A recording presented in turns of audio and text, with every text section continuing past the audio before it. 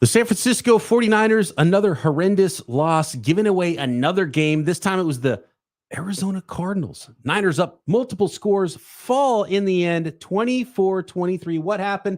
Are there game balls? We'll give out game balls, I think, as we usually do on this Rapid React episode. 49ers Cardinals, Week 5. Coming at you right now.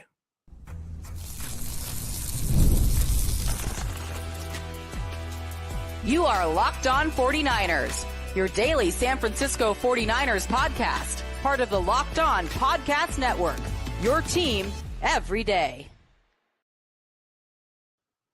Welcome to Locked On 49ers. Brian Peacock and Eric Crocker with you at BD Peacock at Crocky209. Thanks, everybody, for making us your first listen here on the Locked On Podcast Network, your team every day. We love and appreciate all of our everydayers out there. I know some of you are a little frustrated with the San Francisco 49ers right now, but we appreciate you nonetheless. Thanks for jumping in live or wherever you listen to this podcast. Welcome to all the new listeners as well. Make sure you are subscribed on YouTube or all of the audio podcast platforms that you might be listening to today's episode, which is brought to you by LinkedIn and LinkedIn Jobs. LinkedIn Jobs helps you find the quality candidates you want to find faster and for free. All you got to do is go to linkedin.com/lockedon NFL to post your job for free. All right, Croc. So many similarities to the Rams game a few weeks ago. Up multiple scores at a point in this game. You thought, okay, this is where the 49ers put on the gas and they just absolutely blow out one of their division rivals.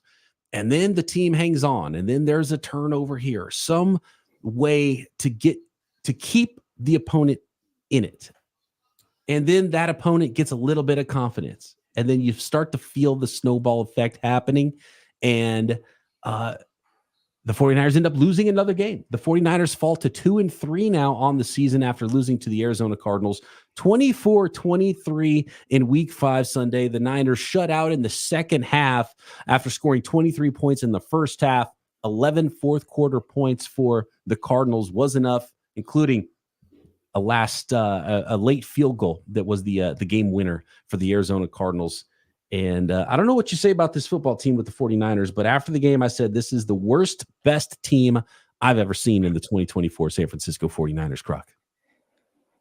It was a little tough to watch in the fourth quarter because you could see it kind of unraveling a little bit. And I started to see those messages kind of filter through my timeline on social media about how this is very reminiscent of the Rams game, a game where you were up double digits and then struggled to kind of get those late points in this game. And ended up playing, kind of a worst nightmare scenario there. I think for me, some of the issues that are going on with this team, I think comes down to one key thing that's clearly missing. And I'm not one to overreact to anything. And I like to give things time to kind of play out so I can get a bigger picture of exactly what's going on. But recently I talked about Christian McCaffrey and how well Jordan Mason has been running. And, how much do you miss Christian McCaffrey? And I talked about certain things that CMC allows Kyle Shanahan to do offensively, right? Just be a little bit more creative. You're more creative with the ways that you're able to utilize him, how he kind of opens things up for everyone else. But one thing that I kind of failed to mention was Christian McCaffrey's effect in the red zone. And so far this year, the 49ers have not been good in the red zone. Even going back to week 1, when they scored a bunch of points, your field goal kicker kicked 6 field goals. 6. They have not been good in the red zone at all. And I think those red zone woes continued into this game. And I think that's one of the things right there. And there's a bunch of different directions we could take this in. But what are your thoughts on the red zone? Because to me, I think that is probably the biggest factor in the 49ers losing some of these games. And Kyle Shanahan mentioned it in an interview with Matt Mayoko prior to Sunday's game, that that's an area where the 49ers might be missing Christian McCaffrey. And I'll buy that. If all of the ways the 49ers might be missing Christian McCaffrey, red zone might be the one. And he's been so good at finding the end zone and his, 20-game streak of scoring touchdowns or something like that. But did the 49ers, did Kyle Shanahan have problems in the red zone prior to trading for Christian McCaffrey? Like, what is it specifically about the red zone that Christian McCaffrey helps them with that they can't figure out otherwise is the problem I have with that. And you have a really good running back who's a thumper. You have a Pro Bowl tight end. You got 2 Pro Bowl wide receivers. You got a really good quarterback who can, by the way, use his legs to help him find the end zone. So what really is the problem when things get a little bit compressed and when there's not as much space in the red zone? Because that's really the big difference between being at the 50-yard line and being at the 5-yard line is there's not as much space. So what is the lack of space doing to the 49ers offense right now? And I don't know if I'm really figuring out what it is. I think it's more execution than anything else. I think part of it is execution. And I think some of it is just when you have great players, elite players, and they do elite things, like Christian McCaffrey just figures out a way to get to the end zone. You know, I had one of my defensive backs, I think it was week 3, gave up a touchdown. And I don't even know if I should put it on him, but he reached around the receiver, batted the ball down, but he must have hit like the back of the ball. So it kind of popped in the air.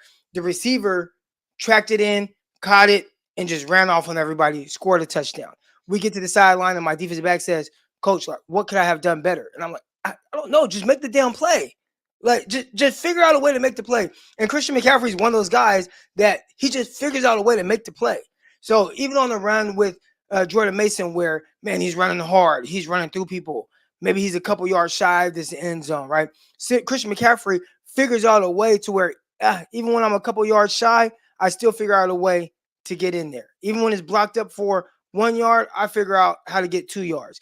Even if, you know, everybody's kind of locked up, I'm going to catch the ball and figure out a way to get around the edge and score. So I think just that difference that made him Offensive Player of the Year last season, and Jordan Mason, who is running extremely well. I mean, right now he's on pace to be an all-pro player potentially. I think that difference of all-pro and Offensive Player of the Year is probably what the 49ers are missing right now in the red zone. Yeah. Mason didn't have the greatest day too, not because of the way he was running the ball, which was, you know, he was the same Mason we've seen for the first 4 weeks of the season, but the turnovers. And if I point to, so there's 2 big things I would point to losing this game that wouldn't be like, oh, the sky is falling and it's a structural thing and it's Kyle Shanahan and you're not good enough here, you're not good enough there. Turnovers. And the 49ers have won the time of possession all 5 games this year, and they've lost 3 of them. Like, that's a rarity. Teams don't win time of possession every week and then lose 3 out of those 5 games. And that's what the 49ers are doing right now. And in this game, to me, it was the turnovers. And look, the 49ers are trying to go down the field and score at the end.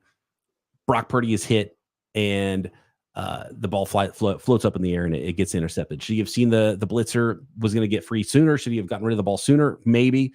But I think it was probably Jordan Mason who missed the protection on that one. And then I have some messages about exactly what that play was, the protection on it. So it's pretty in-depth text messages for the most part. Okay.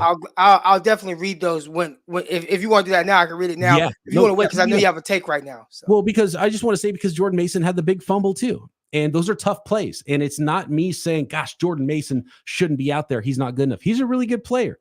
He made a mistake in that he was wrapped up and someone came in with a punch and hit the ball and knocked it out, and he fumbled. Look, Christian McCaffrey could have been in the game, but guess what? Christian McCaffrey fumbled in the Super Bowl too. So nobody's ever going to be perfect. And so I'm not going to try to put this game on Jordan Mason. Fumbled in the Minnesota game. 49ers scored 17 points. Yeah. Lost that game. Minnesota, not this recent one. I'm talking about last season on one of the drives. Christian McCaffrey fumbled, and that hurt the 49ers as well. So it's not like Christian McCaffrey's immune to fumbling the ball and it resulting in a loss for the 49ers. And this fumble wasn't one of those where he Cowboys too. Didn't he fumble in the Cowboys game too? In the red zone? He did. I think really close to the end zone. Yeah. So look, fumbles happen, and this wasn't a situation where it's a problematic issue with Jordan Mason where he fumbles the ball a lot, but or like, you know, he was running through the hole and he just fumbled and he was careless with the football. It was just an awkward play where he's fighting for more yardage. He's actually falling backwards, and a guy came in, and in fact, I think it was the dude's I can't even remember the guy's name, Lutero or Lou something. But it was like, I think it was first snap of the season, and he just threw a haymaker right on the ball, knocked it out of his hands as he's falling backwards. Just an awkward play, and it was a huge fumble. Yeah, and it's looking like in the chat, corroborating that McCaffrey did fumble in the Cowboys game. So, and then maybe a missed pass, but just like a couple of little plays, but the turnovers were big. There was 2 interceptions, obviously by Brock Purdy too, and those are big plays, the turnovers in a game that ends up being tight, and maybe in a game that shouldn't have been as tight as it was. So I do want to hear what you have to say about that, Croc, about that specific play. I want to talk about some other specific plays. How specific players played in this game. Who do we pin the loss on? And what did the 49ers do about it going forward? And since we're doing a little bit later episode here, not immediately after the game, I do have some quotes from some 49ers players as well. And I think we do have some game balls we can give out in this one from the 49ers loss, falling to 2-3, losing 24-23 to the Arizona Cardinals. And we'll get into the rest of it next.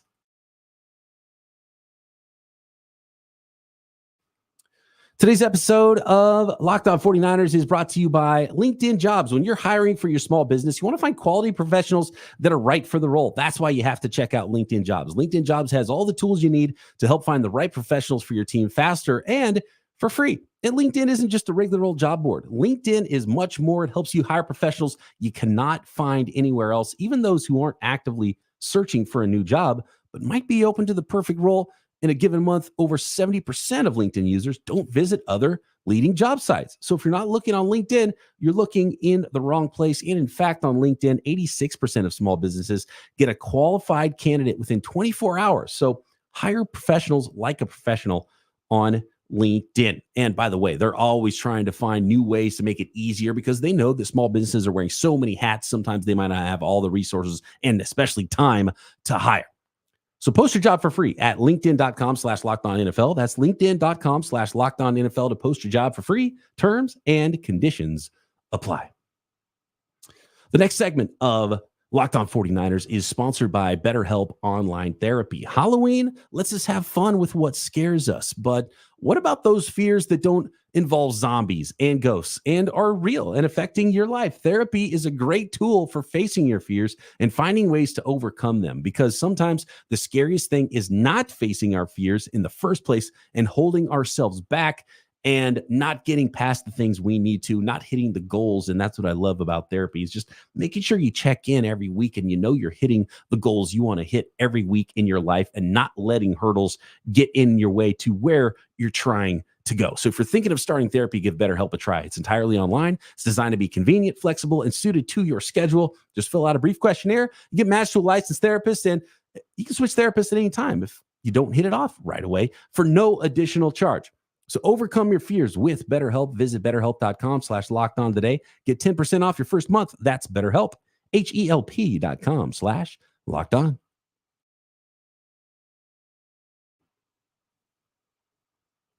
All right. So Jordan Mason, by the way, and I do want to hear what the details you have on that. 14 carries for 89 yards.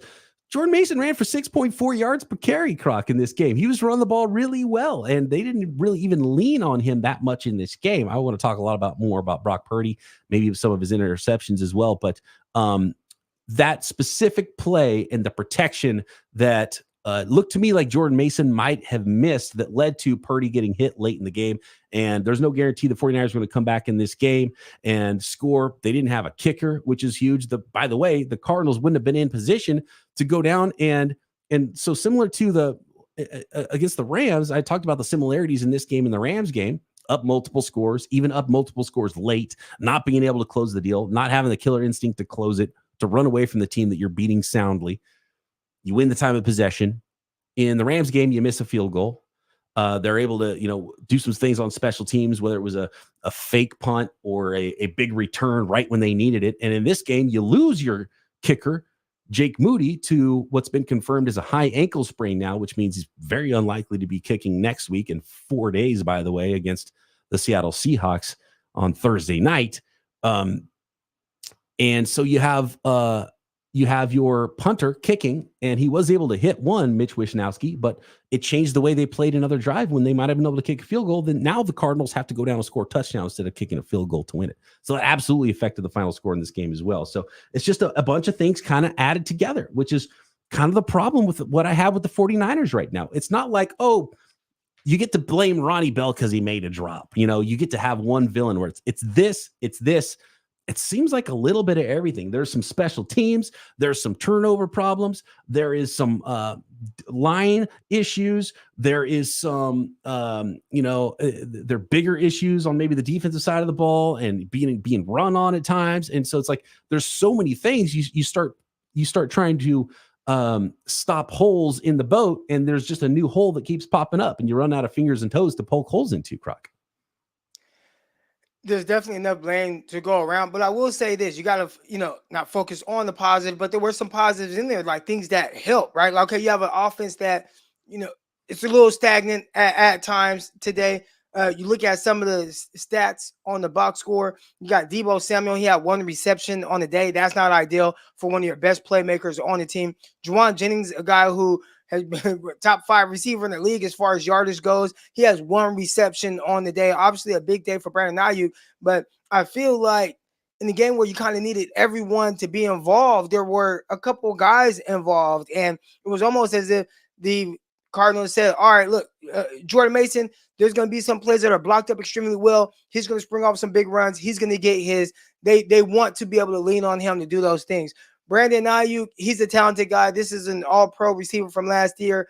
Okay, he gets his, but we can't let George Kittle beat us, and George Kittle had 8 receptions, had some drops in there. We can't let Deebo Samuel Bridges, can't let the others, like the guy like Juwan Jennings, who's kind of the X factor in the offense. You can't let him beat us. And I think that the Arizona Cardinals did a good job of kind of stifling that, because once the dust settled and you had a blocked field goal return for a touchdown, you had a Nick Bosa interception, it was like the 49ers offense wasn't able to really capitalize off of that. Do you have those texts about that play, Croc? I do. All right. So we actually have someone in the chat who kind of alluded to something similar to what I got. Dante Whitner said, if this is Mr. Big Tune, Mr. Big Twan, 49ers says, Dante Whitner said it wasn't Mason's fault. He was supposed to take the innermost rusher. And typically that's the case. Most dangerous pass rusher has to take the person that has the quickest path to the quarterback, was usually the inside guy, as opposed to somebody, potentially come off the edge or whoever the furthest outside guy is. All right. So shout out to Mr. Big Twan, 49er, for pointing that out with Dante Whitner. And the text messages that I received kind of confirm that. All right. So here we go. He said, you got you got overload over Kittle. I think it's 2 jet borrowing backside guard. Mason works dual scan inside out. So essentially, Mason is scanning inside to out. On the blitz, you got to throw hot. Right now, Kittle is open with 4 yards of separation. Throw the effing ball. So, all right, there's a blitz on. It's an overload. You have to know who your hot receiver is, and you just have to buy just enough time to make sure that, okay, ball out, I hit my hot, which essentially there's a guy that turns into a hot if you're facing a blitz. This was confirmed by someone who knows a little bit more about the offense. He says 2 jet ball backside, basically backside guard, talking about the protection. And the response from this guy says 2 jet 4 down to the weak LB, halfback works MLB to outside, scan takes 2 to be hot. So essentially he's saying the same thing as the other guy said. So he said, I know a lot of people are blaming Jordan Mason, but that it's not Jordan Mason's fault. Essentially, that's what he's saying. And one thing, and that I wanted to bring up, because I've noticed this with Brock, and it doesn't hurt him a lot. There's a lot of great things that Brock does. But I want to go back to something that was in his scouting report. And I think on this very, very, very specific play, again, how much does it hurt him? I don't know, if any. But the ball getting tipped or like getting hit coming out of his hand, I think this is a time where maybe that is the difference in potentially getting this pass off, as opposed to, what happened with his arm kind of getting hit. And it says, this is his scouting report coming out from NFL.com. Purdy is a burly pocket quarterback who needs a play action based offense where he can rely on timing over release quickness and arm strength. He can be a confident passer when he finds his rhythm, but throwing is more of a chore than a talent thanks to labored release. If you kind of watch Brock Purdy throw the ball, a lot of people evaluated Trey Lance for this, right? Like, oh, he brings the ball way down, and it's kind of this long, loopy release. Brock Purdy, he doesn't have the quickest release. He brings it down, he drops it, it goes way back, comes over, he throws the ball. That labor release that they were talking about in his scouting report, he still has that. So on a play like that, where maybe let's say Jimmy Garoppolo, does Jimmy Garoppolo get that off? I think so, because he's able to snap off. He had good twerk. Now, again, there's a lot of things Brock does better than Jimmy Garoppolo. This is one of the things that Jimmy Garoppolo does better than Brock, but he's able to just snap that ball off quick. Everybody knows that was like a superpower of Jimmy Garoppolo. I remember my scouting report from Jimmy Garoppolo, and I love Jimmy Garoppolo coming out of the draft. And it was the fastest release I had ever seen from like a college quarterback. And to be honest with you, I think Jimmy Garoppolo's release was hurt later in his career after lower body injuries because he didn't snap it off with as much lower body. So it kind of lost some velocity, and his throwing got a little bit weird after that because he could really snap it off quick, just instantly. So compact. And you see a lot of ex-baseball players. Kaepernick's another one. Justin Fields, a little bit longer releases. And I think Brock Purdy has a little bit of that. And plus Brock Purdy just doesn't have the biggest arm. So it's probably harder for him just to unload it from his ear as it would be from some other quarterbacks like Aaron Rodgers or somebody.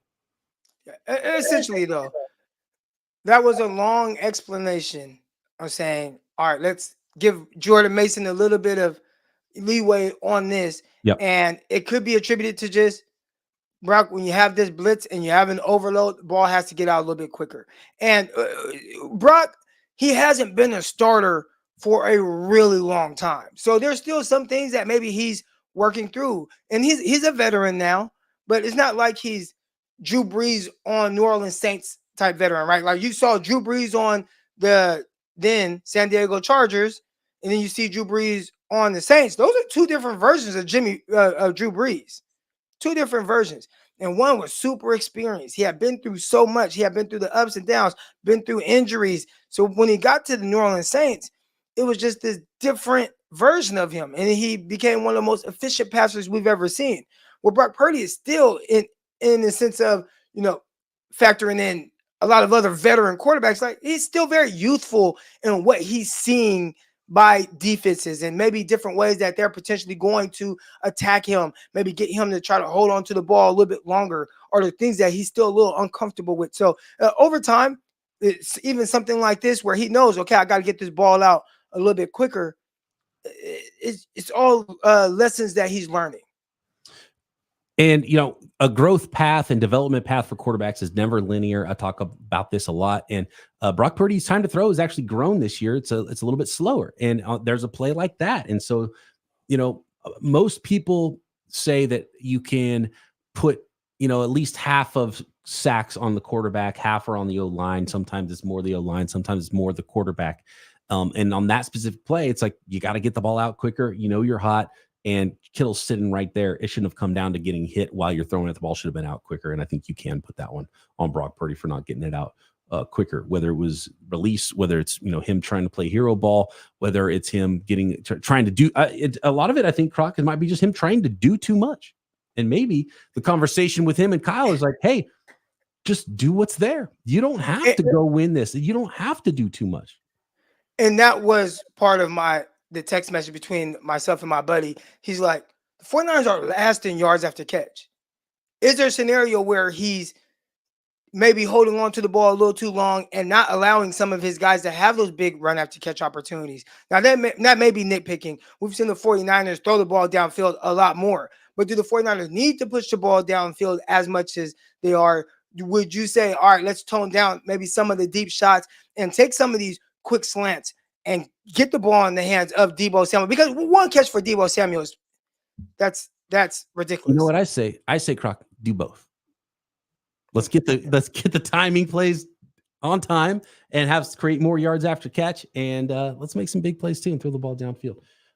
Okay, next we got some game balls to give out here, and we'll finish up our conversation about the San Francisco 49ers losing another one, an unacceptable loss, in my opinion, to the Arizona Cardinals 24-23 in week 5. Good news. the odds are probably getting a little better if you want to bet on those San Francisco 49ers to win the Super Bowl at FanDuel.com. And guess what, NFL fans? You can start with a big return right now on FanDuel, which is, by the way, America's #1 sports book, because you can get started with $200 in bonus bets guaranteed when you place your first $5 bet. And by the way, when you get a hunch in the middle of a game and you want to go check the latest stats, view live play-by-play, and so much more, you can find all of that on the very same page where you place your bets at FanDuel.com. And oh yeah, bet on the Niners to win the Super Bowl. How about Fred Warner, Defensive Player of the Year, Offensive Defensive Rookies of the Year? So many prop bets every single week, and of course, every other sport. It's out there. You want to bet on playoff baseball? You got the NBA and NHL coming real soon. You can find it all at FanDuel. And by the way, get started with $200 in bonus bets guaranteed when you place your first $5 bet. Just go to FanDuel.com, America's #1 sports book. That's FanDuel.com.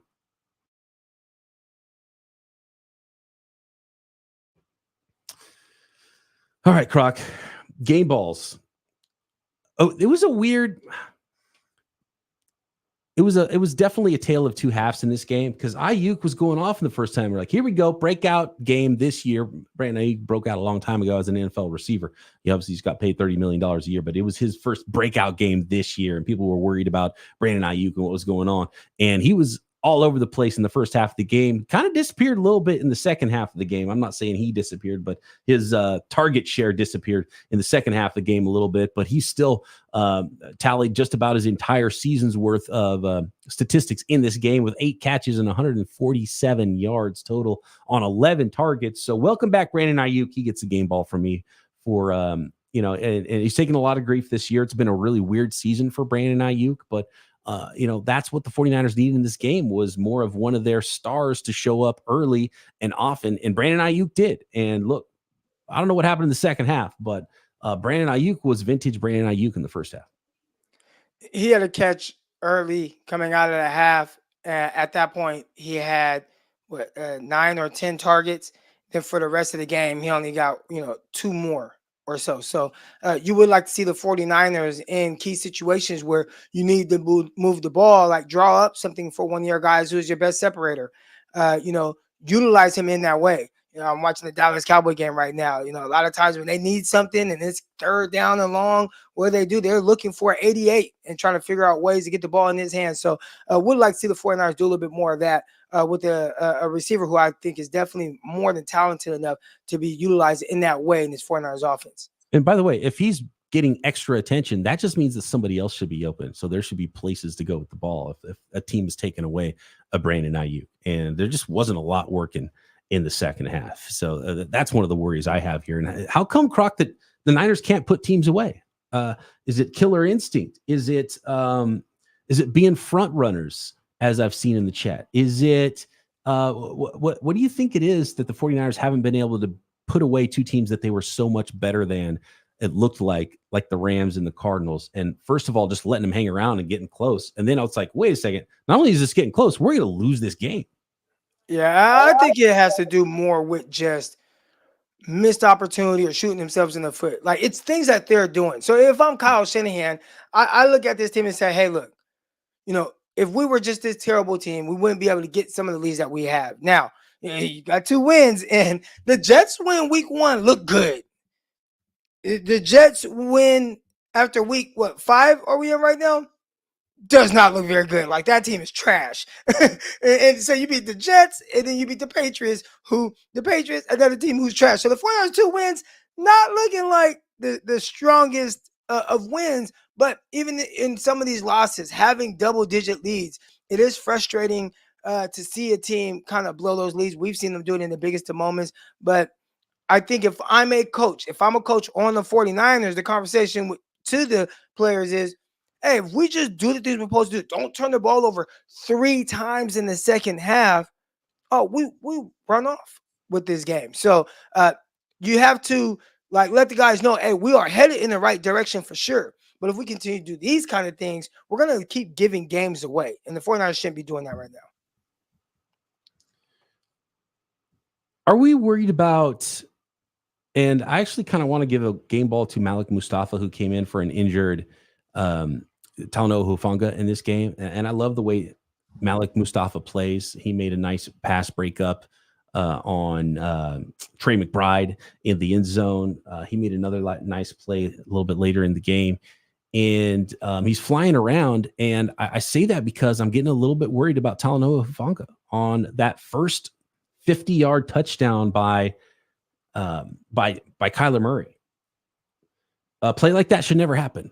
And the 49ers should have been way up ahead of that. And at first it looked like, what are you doing, Nick Bosa and Fred Warner? They're crashing so hard against the run. And then, had some conversations with some folks on Twitter. It's like, well, no, they're trying to, crash, and then you got to replace. So then if you're replacing, okay, well, that's everybody else, but nobody else is replacing. So it's like, is it a communication thing? Because nobody was there for the Kyler Murray run, and he's like pointing at the end zone 40 yards away from it. That can't happen.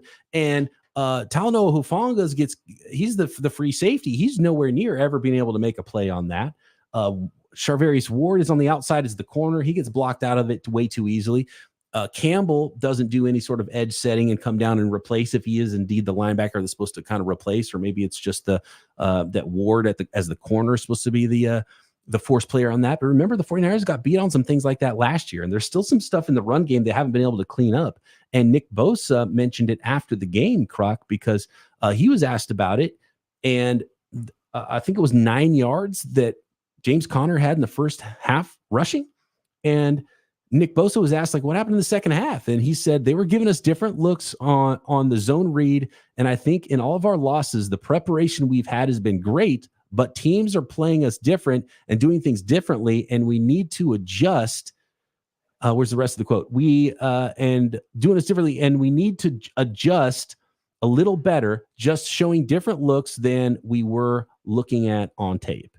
And it sounds like a coaching problem then. If you have 11 guys and they're not on the same page early in the game, and then in the second half, you're getting run off the field by a team when you had stopped the run fantastically as far as James Conner goes in the first half, whose job is it to make those adjustments? And for Nick Bosa to talk about this in all of our losses, this is happening, I don't think that's a great sign. But how do you fix that? The question I would have is, all right, so you have a game plan. You come into the game. The game plan is working. It's a good plan. And then the team makes an adjustment to what you're doing, and you're like, oh, they're giving us a different look now. You definitely should have to be able to adjust to that. My defensive coordinator at my high school, Desmond Bishop, and he played a bunch of years in the NFL, played with the Niners too. I want to say that last year, the Harbaugh year. But when he watches us and he's watching all these films and he's breaking this down, matter of fact, my guys, they're watching film right now. When he's breaking down the film, he's always looking at what a team does, what they like to do, and then how are they going to attack us? It may be different than the other team. They're going to see maybe potentially this weakness in it. So when they do, we're going to come out, we're going to do these things. And then he's thinking a step ahead. What is their adjustment to what we're doing going to be? And then are we going to be able to make that adjustment with them? So with the 49ers defense coordinator Sorensen, if those aren't things that he's thinking about heading into the game, hey, we're going to come out, this is going to be our game plan, and like, oh, we're going to stop the run in the first half, but they're not going to make any kind of adjustment, I would say that's a coaching issue then. If you're just assuming that you're just going to come, you're going to stop them, and they aren't going to make any kind of change to what it is they're doing. And some people believe, I think it was Peyton Manning, he doesn't believe in like changing a game plan at halftime. He's bigger on just executing what we need to execute. So it could be that, right? Where, oh man, you only ran for 9 yards in the first half. Oh no, just stick with it, man. Look, we missed this block. This guy stepped here. This messed up this run. If we execute those things, then maybe it gets better. But it sounds like Nick Bosa is saying, no, we are getting different looks. So that's on the 49ers to be able to adjust to that for sure. Clearly, there's something going on the defensive side of the ball. And look, people wanted to run Robert Saleh out of town. There's some growing pains happening for sure on the defensive side of the ball. I think it's a little too easy to be like, oh, Nick Sorensen sucks. He's got to go, and you got to let somebody else be defensive coordinator or whatever. But clearly, there's some things they got to clean up. And Nick Bosa is trying as hard as he can, I think, to tell us that with that quote without completely throwing his coach and his coaching staff under the bus there. And you can't get beat and lose games because you don't adjust in the second half. And he said they're going to have to figure things out, because right now, as you kind of look at just the whole thing, and it's early in the season, but you don't want these losses mounting up. And right now, the 49ers are losing to the NFC. You got 2 wins against the AFC. That kind of does nothing for you. Your losses are to NFC opponents. That's going to make a big difference in the way things shape out at the end of the year. Now, if I'm 49ers, forget the rest of the NFC. Forget, trying to have a bye or anything like that. There's one goal, and that goal heading into the season, and it's still that goal: win your division first. And luckily for the 49ers, everybody in the NFC West, there's no separation really. And shout out to the Giants. They handle business against the Seahawks today. Seahawks now lose 2 straight games. They fall to 3-2. So the 49ers aren't out of it. You have an opportunity to go to Seattle, play them. Hey, yeah, after that, let's look at potentially 2, 3-3 teams at the top of the NFC West. And from there, let's just start playing better football. Let's not make these silly mistakes that are making us lose games. I know everybody thinks that there's excuses and we're building the 49ers out. No, it's just not the end of the world. Got to play cleaner football in the second half. I think it's as simple as that. I don't know if it's the 49ers. I see the chat. Mentally, they checked out and all that. Like, nah, man, they're playing hard. I see guys flying around. You mentioned Mustafa. I love the way he's attacking the ball. There's mistakes late in the game that's going to bite you. You got to clean that up.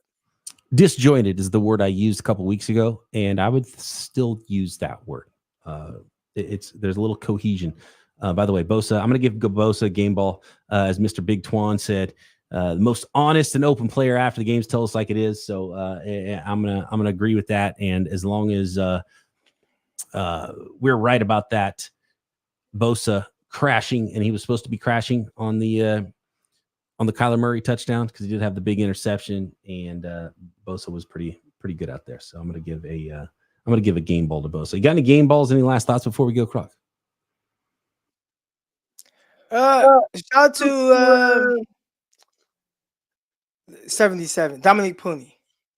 I watch him. I think he's done a really good job. And I watched him spring off a couple big runs, seeing him seal off, get to the next level. Got to show a little love to the offensive lineman. I think sometimes we forget about those guys. Real quick question. Croc and Peacock, are the issues fixable? Yeah, the 49ers are still a really good team. Like, how many stars do you need on one team to be good? The 49ers are good enough to be like dominating a game and still somehow lose it. So stop doing the part where you lose the game and just do the dominating thing. Keep doing that. If these games were 3 quarters long, the 49ers would be 5-0 right now, right? If the 49ers, and again, we're saying the saying, if my auntie had nuts, she'd be my uncle. All right. But if the 49ers just clean up some of these mistakes, they'll win games. And that has to be the goal. This is a marathon of a season. There's 17 games. The season isn't over after 5 weeks. And everything about it is just to continue to get better. I would assume that years past, and I'm not saying it's the same team. Maybe they're not as good. Maybe it doesn't work out. But I've seen this team 3-5 and go to the postseason. I've seen them not start very well, go to the postseason, rattle off a bunch of wins. Heck, last year where they ended up winning 13 straight games or whatever it was, heading to the postseason. So we've seen this team maybe not look great at certain points in the season. What do they do to turn it around? I think this coaching staff, they've been there, they've done that. And right now, that has to be the conversation in the locker room. That has to be the conversation before you get on the flight. Turn this around. This is the core group of guys to be able to do it. But you got to execute. It starts with that. And then probably starts with those coaches making sure that that's happening. Last one here from Staffa. Shout out to everyone at the game today. It was hot. Thank God we got shade after halftime on the home side. 100 degrees. I felt the 100 degrees. Actually, we were going to go live after the game. The heat got me so much. It wasn't even me personally. My computer, I thought my motherboard was going to get fried. It was so hot in my office, and I work from a detached office. No AC. It was that hot here in the Bay Area. Indian summer with a vengeance here in San Francisco, and it was crazy hot. And we had to do the podcast and delay it a little bit later for you. So we'll let y'all get back to that Sunday night game now, and appreciate everybody jumping in. Oh, by the way, the heat, Delmador Lenore doesn't want to hear it. He said, there ain't no such thing as bad weather, just soft people, and nobody here is soft. So We ain't going to blame it on the weather. They lucked up and got one. Congratulations to them. That was a Diamador Lenore, so he doesn't want to blame the weather, but he did say they lucked up and got one too. So anyway, that's from Diamador Lenore. By the way, pay Demo, in my opinion. All right. Yeah. We got to get out here. Thanks, everybody. Oh, wait, real quick. Last thing I want to say.